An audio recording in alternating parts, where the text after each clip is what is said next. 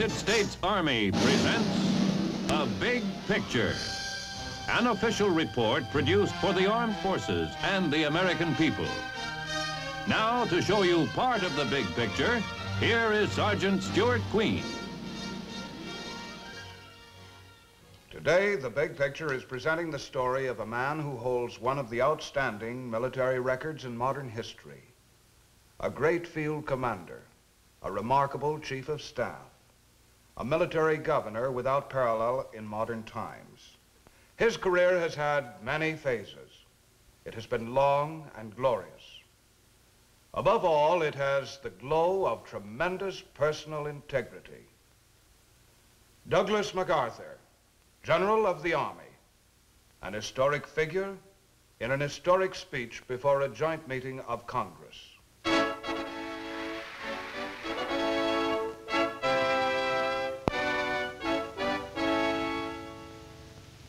I am closing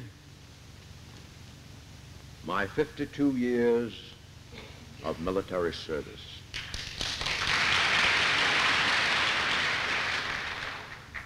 When I joined the Army, even before the turn of the century, it was the fulfillment of all my boyish hopes and dreams. The world has turned over many times since I took the oath on the plain at West Point. Indeed, much has happened to the world since Douglas MacArthur took the oath at West Point, and in the wars and the periods of peace since, he has often been a central and dramatic figure. The beginning of an extraordinary career. Young Douglas with his father, General Arthur MacArthur, boy colonel in the Civil War and veteran of the Philippine campaign in the Spanish-American War. One day when the son was 13 years old, his father is said to have remarked, "I think there is the material of a soldier in that boy," a truth that was soon made clear. Entering West Point, he showed extraordinary brilliance in his studies, attaining an average that was the highest in a quarter of a century, and he won the coveted A in athletics as well. 25 years later, he was to lead the American team in the World Olympic Games. Meanwhile, the campaign in the Philippines was being brought to a successful completion under his father's able leadership.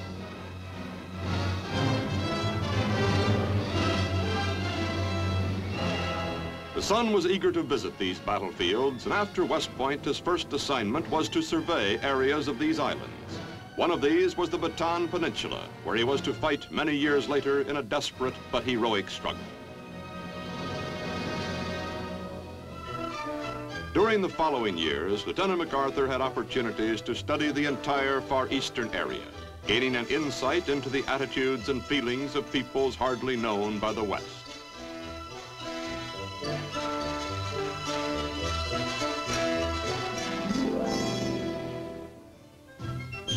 At the beginning of World War I, the plan was to use only regular Army divisions to oppose the powerful German Army. Meanwhile, outside these divisions, America had many trained and able men. A proposal for a new division of National Guard units from as many states as possible was vigorously advocated by a Major Douglas MacArthur. Said he, "It will spread over the whole country like a rainbow." The idea for the Rainbow Division, the 42nd, was his, and he worked constantly to see that the division was well trained and equipped for the raging battle that awaited it in France.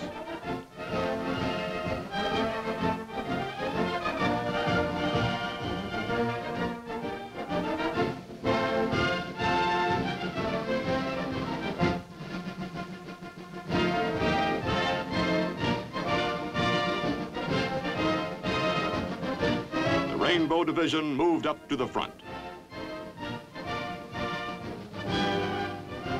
Its full readiness, through the efforts of Colonel MacArthur, the division's chief of staff, was to prove fortunate indeed. It was during this period, too, that an impressive battlefield tactician began to prove himself and to foreshadow a great military future.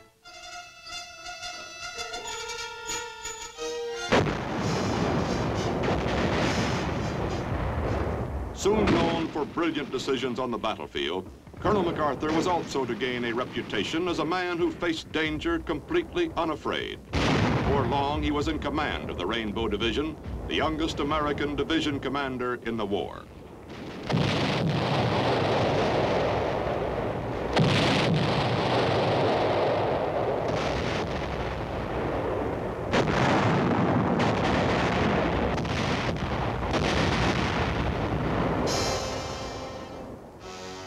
Twice wounded, twice gassed, he won more awards for valor than has ever been awarded to an American soldier, and was acclaimed by the Secretary of War and General Pershing as the greatest frontline general of the war. Returning to West Point, he became the youngest superintendent the Academy had ever had. Here he broadened the curriculum to include a full college education and introduced a now widely followed program of intramural athletics. Today, here, he is a symbol and an inspiration.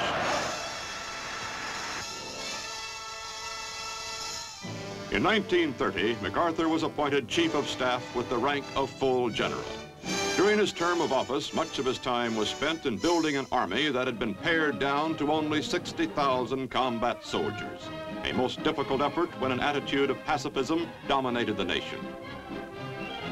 In keeping with his principle of examining the military situation at close range, he toured Europe to observe the forces of other nations. In France, he was recognized once more for his outstanding military contribution to the Allied cause. In Germany, he foresaw the build-up for war.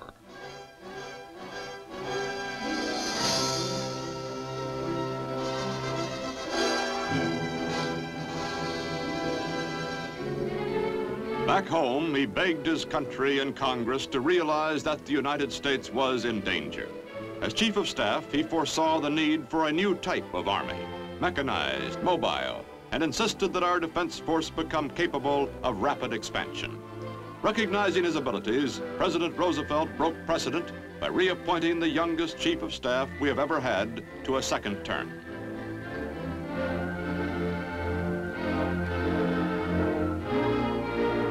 In the 20s, MacArthur had served in the Philippines, and in the 30s he was asked to return as their military advisor. A deep mutual regard between the Filipinos and MacArthur grew during this period. It was the basis for a gallant defense that was to come.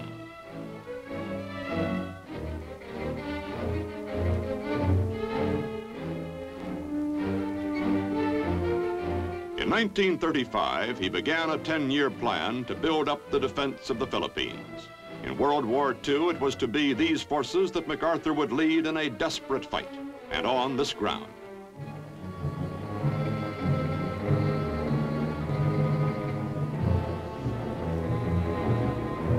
But now the leader, at 57, having served in the United States Army for 34 years, decided to retire.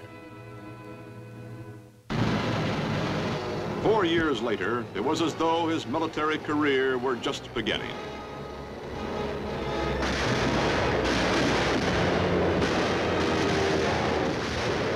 A few months before the attack upon Pearl Harbor, MacArthur had been recalled to active service in the Philippines.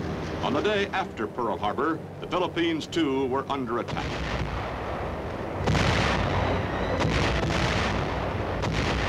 Defense here was pitifully hampered by lack of men and planes. With his knowledge of past campaigns, particularly those of his father in this very area, MacArthur withdrew his meager forces into the mountains of the Bataan Peninsula.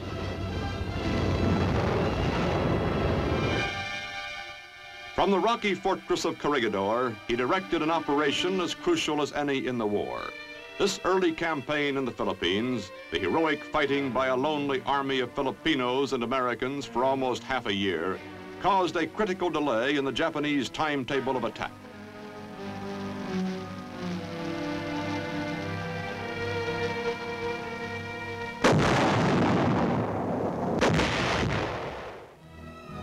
Back at home, the leader of the first desperate ground fighting became a symbol to a nation just beginning to gird itself for all-out war.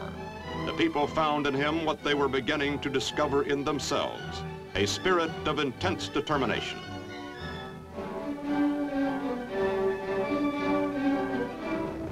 Suddenly, MacArthur was ordered by President Roosevelt, who regarded him as our greatest general, to leave to carry on the fight from Australia.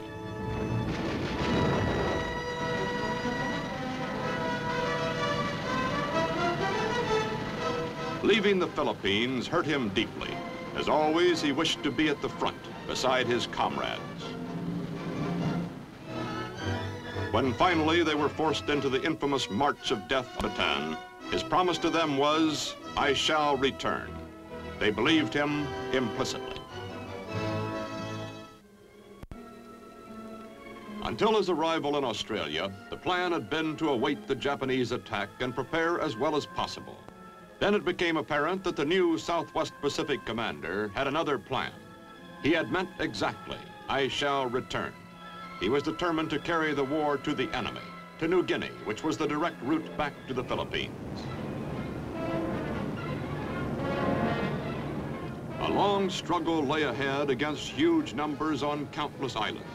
There seemed to be but one way: blast the enemy from every one of his island positions in the Pacific.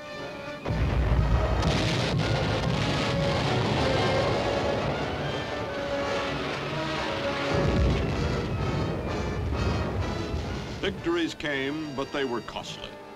Was there some other way? Knowing the area, knowing the enemy, utilizing all our air and naval skill, the commander developed his plan to capture only a few key positions on the way to the Philippines. Now, against these key positions, the pattern of attack. First, heavy preparatory fire to soften up the objective.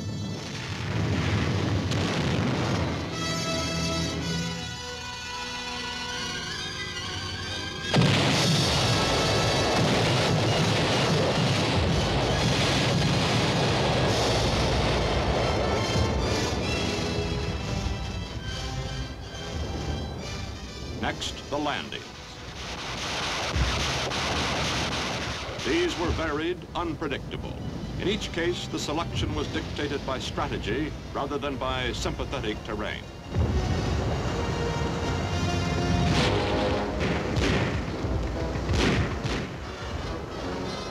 There were many beaches. Some were ideal, hardly more than a matter of getting one's feet wet.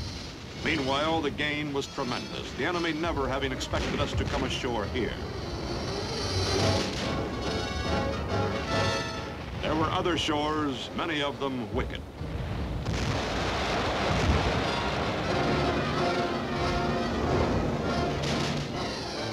Sometimes the attack was in frail craft, sitting ducks for the enemy if surprise had not been accomplished.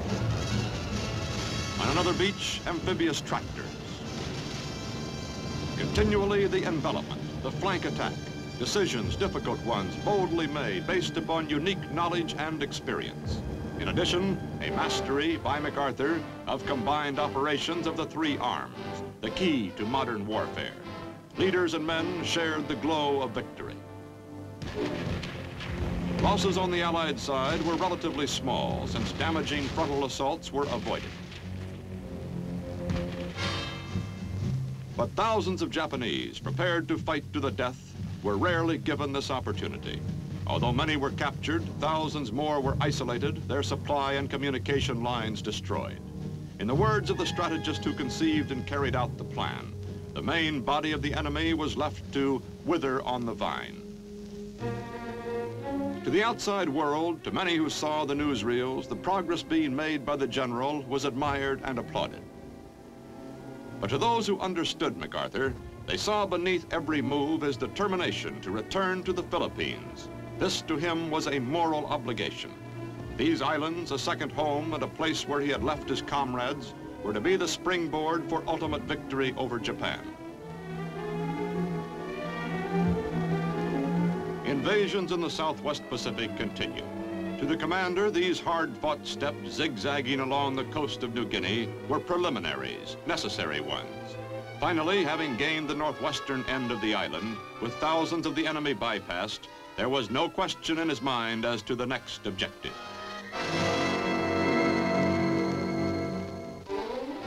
But the president, the commander-in-chief, was not so sure.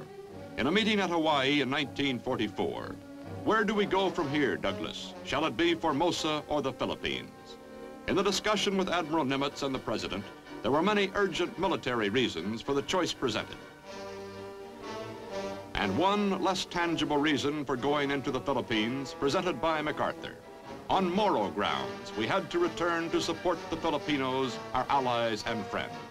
The decision was made. Leyte Gulf, 41 years before, as a newly commissioned engineer, Lieutenant MacArthur had made a survey of this area, its potentiality and needs in case of war. Now, 2 miles off the starboard, was Leyte again.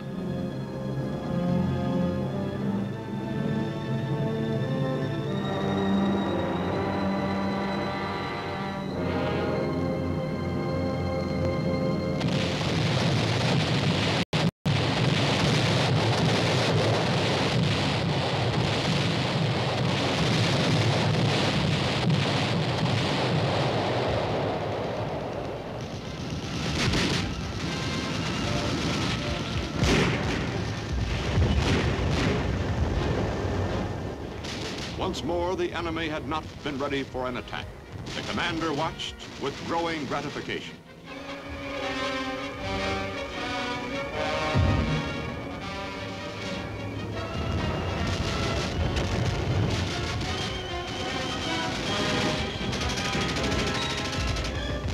With the help of guerrilla intelligence and sabotage, Americans held the beachhead, encircling and surprising the enemy. Now on the beaches of Leyte, a seemingly limitless supply of LSTs, men and equipment, the result of carefully laid plans.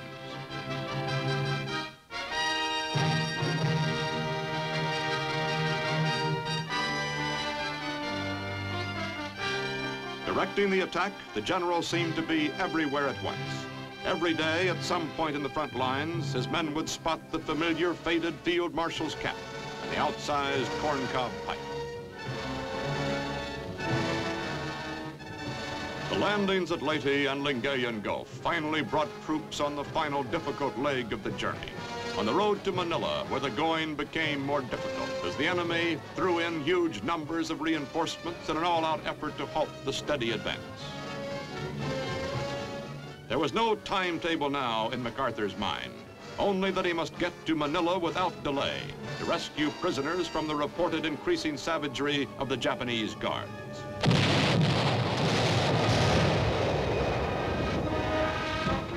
In Manila, the fighting was block by block. Troops found what the leader had told them to expect. The enemy had dug in for a long siege.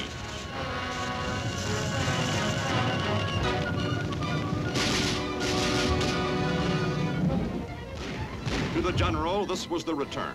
This was the climax of the mission to which he was so deeply dedicated. And now, Corregidor.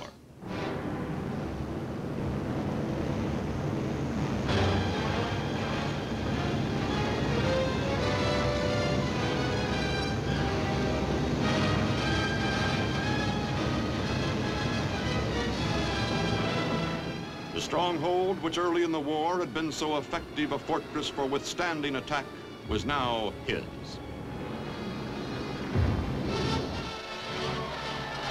Finally, while civilians celebrated joyfully at one end of the city, and the enemy still fought bitterly at the other, MacArthur entered Manila.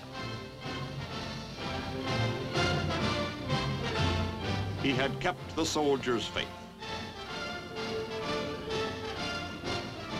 Probably his greatest reward was the visit to prison camps. Santo Tomas, Bilibid, Cabanatuan, Los Baños. A series of daring surprise raids had rescued every prisoner held by the Japanese.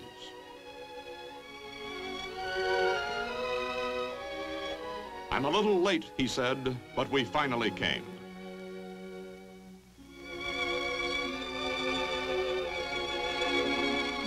Once more, Corregidor and the Philippines were under an American flag. Then, suddenly and swiftly, the war against Japan was brought to a close. As the principal architect of the Pacific victory, credited by the chief of Britain's wartime Imperial General Staff as the greatest general of the war, MacArthur was the natural choice as Supreme Commander to enforce the surrender terms.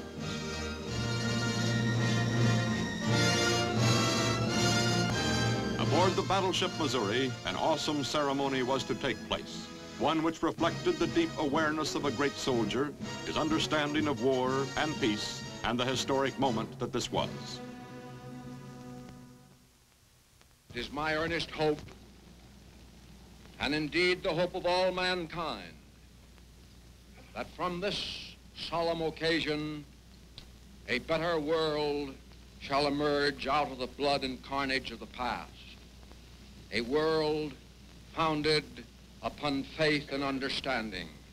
A world dedicated to the dignity of man and the fulfillment of his most cherished wish for freedom, tolerance, and justice. Let us pray that peace be now restored to the world and that God will preserve it always. These proceedings are closed.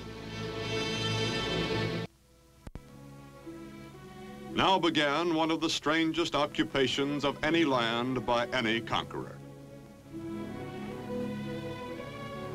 An idealist with firm convictions on the way democracy can be presented to Eastern peoples, MacArthur determined to guide the Japanese through a complete social revolution.